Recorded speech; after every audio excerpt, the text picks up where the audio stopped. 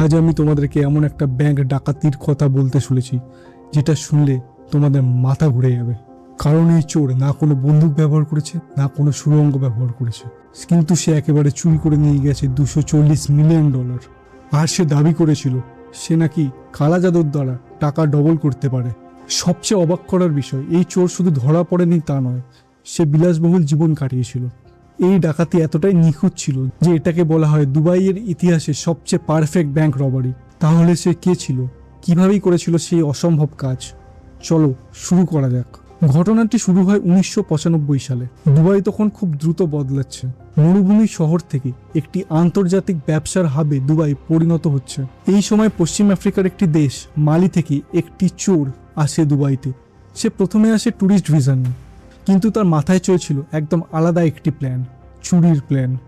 দুবাইয়ের বিলাসিতা, উঁচু উঁচু বিল্ডিং আর টাকার প্রবাহ দেখে সে গলে যায়, আর সে বুঝে যায় এখানেই বড় কিছু করা যাবে। লোকটির নাম ছিল বাবনি সিসকো। একদিন সকালে সিসকো ঢুকে পড়ে দুবাইয়ের এক বড় ব্যাংকে, দুবাই ইন্টারন্যাশনাল ব্যাংক। ব্যাংকে ঢোকার পরেই সিসকো সোজা চলে যায় ক্যাশ কাউন্টারের দিকে এবং ওখানে গিয়ে বলে, আমি ব্যাংক ম্যানেজারের সাথে দেখা করতে চাই। কিন্তু সমস্যা হচ্ছে তার কাছে কোনো অ্যাপয়েন্টমেন্ট ছিল না। তো ব্যাংকের কর্মচারী তাকে বলে যে ম্যানেজারের সাথে দেখা করা সম্ভব নয় উইদাউট অ্যাপয়েন্টমেন্ট। কিন্তু সে অনেক রিকোয়েস্ট করে।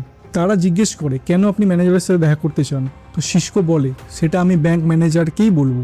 অনেক কাকুতি মিনতি রিকোয়েস্ট করার পর শেষমেশ আধা ঘন্টা ওয়েট করার পর তাকে ব্যাংক ম্যানেজারের সাথে দেখা করার সুযোগ করে দেওয়া হয়।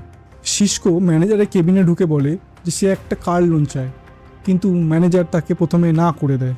কিন্তু সমস্যা হলো সিসকোর কাছে না কোনো জব আছে, না টাকা ইনকাম করার কোনো রাস্তা, এমনকি সে দুবাইয়ের লোকও নয়। ম্যানেজার সরাসরি না করে দেয়, কিন্তু শুরু হয় এখানেই আসল খেলা। সিসকো ধীরে ধীরে তার কথা আর আচরণে ম্যানেজারকে টুপি পরাতে সক্ষম হয়। শেষ পর্যন্ত অবিশ্বাস্যভাবে ম্যানেজার রাজি হয়ে যায়। মিটিং শেষে সিসকো বলে, স্যার আজকে রাতে আমার বাড়িতে ডিনারে আসবেন? প্রথমে ম্যানেজার না করে দেয়, কিন্তু সিসকো একটা লাইন বলে যেটাতে সব কিছু বদলে যায়। সিসকো বলে, আমি আপনাকে এমন কিছু জিনিস দেখাবো যেগুলো আপনি সারা জীবনে কোনোদিন দেখেননি, না আপনি কোনোদিন দেখতে পারবেন। এই কথাটা শোনার পর ম্যানেজার রাজি হয়ে যায়, আর ম্যানেজারের এই কৌতূহলই তাকে নিয়ে যায় ফাঁদের দিকে। রাতে ম্যানেজার পৌঁছে যায় সিসকোর ফ্ল্যাটে। কিছুক্ষণ পর সিসকো তাকে একটা অন্ধকার রুমে নিয়ে যায়।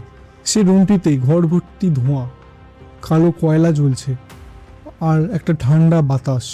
মনে হয় যেন কোনো জাদুর ঘর। তারপর সিসকো বলে, আমি একজন জাদুকর, আমি জিনের হেল্প নিয়ে টাকাকে ডবল করতে পারি।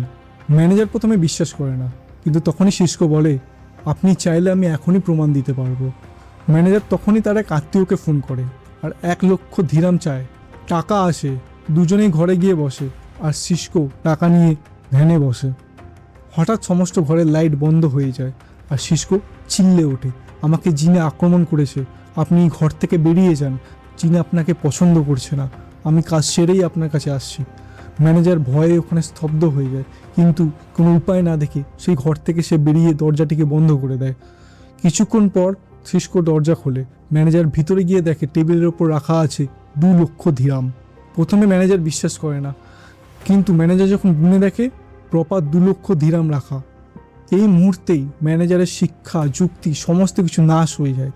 সে পুরোপুরিভাবে বিশ্বাস করে ফেলে যে এটাই সত্যি। এবার ম্যানেজার পড়ে যায় নিজেরই ফাঁদে। সে ভাবে, আমি যদি বেশি টাকা দিই তাহলে আরও বেশি টাকা আমি ফেরত পাবো। এই ভেবে ম্যানেজার সিসকোকে প্রায় প্রত্যেক মাসে 1,00,000, 2,00,000, 3,00,000 করে দিরহাম দিতে থাকে, আর সিসকো প্রতিবার তাকে ডবল রিটার্ন ফেরত দিতে থাকে। এই করে করে প্রায় 1.5 বছর চলে গেছিল। এরপর সিসকোর আসল প্ল্যানের খেলা শুরু। 1995 থেকে 1998 ব্যাংকের ম্যানেজার সিসকোকে প্রায় 143টি ট্রানজ্যাকশান করেছিল, আর এই টোটাল ট্রানজ্যাকশন ভ্যালু হচ্ছে $240 মিলিয়ন। কিন্তু সমস্যা হচ্ছে এবারে একটা টাকাও সে ফেরত পায়নি। এখানেই গল্পটা হয়ে যায় রহস্য। কেন সে টাকা ট্রান্সফার করতে থাকলো? কেউ ধরতে পারলো না কেন? কেউ দেখতে পেল না কেন? এটা কি জাদু নাকি ব্ল্যাকমেল? এই সমস্ত টাকা নিয়ে সে চলে যায় মালি, তার নিজস্ব গ্রামে। ওখানে নিজের জন্য বড় একটা ঘর বানায়, রাস্তাঘাট বানায় আর জলের ব্যবস্থা করে। ওখানকার গ্রামবাসীদের লোকেরা ধারণা ছিল সে তাদের জন্য একটা মাসিয়া হয়ে এসছে, এবং সে গরিবদেরকে প্রচুর টাকা দান করত। কিছুদিন পর সে চলে যায় নিউ ইয়র্কে। নিউ ইয়র্কে গিয়ে সে ওখানকার একটা ব্যাংকে অ্যাকাউন্ট খোলে। অ্যাকাউন্ট খোলার পর একটা ব্যাংক কর্মচারীর সাথে সে প্রেম করে বিয়ে করে নেয় এবং সেই ওয়াইফের থ্রুতে সে $100 মিলিয়ন সে অ্যাকাউন্টে ট্রান্সফার করে।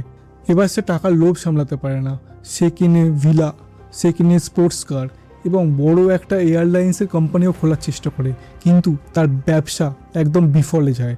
এরপর 1996 সালে সে একটা হেলিকপ্টার কিনতে গিয়ে ধরা পড়ে এবং পুলিশ তাকে অ্যারেস্ট করে নেয়, কিন্তু সে $20 মিলিয়ন দিয়ে ওখান থেকে বেরিয়ে আসে।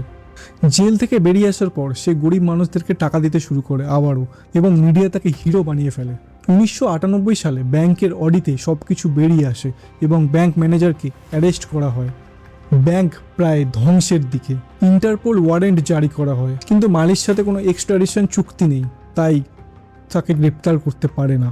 এরপর সবথেকে বড় টুইস্ট আসে, সিসকো দাঁড়ায় নির্বাচনে, সে এমপি হয়ে যায়। এরপর তো তাকে প্রায় ছোঁয়া অসম্ভব হয়ে যায়। 2018 সালে সে দাবি করে সে কোনো জাদু করেনি, আর সব টাকা সে খরচ করে ফেলেছে। এর ঠিক 3 বছর পর 2021 সালে সে মারা যায় এবং এই রহস্যই থেকে যায়। তাহলে আসল সত্য কী ছিল? জাদু, লোভ, ব্ল্যাকমেল, নাকি মানুষের বিশ্বাসই ছিল সবথেকে বড় অস্ত্র? তোমরা কি মনে করো? কমেন্ট বক্সে জানিও। আর এরকম সত্য রবারি ঘটনা শুনতে আমার চ্যানেলটিকে সাবস্ক্রাইব করো।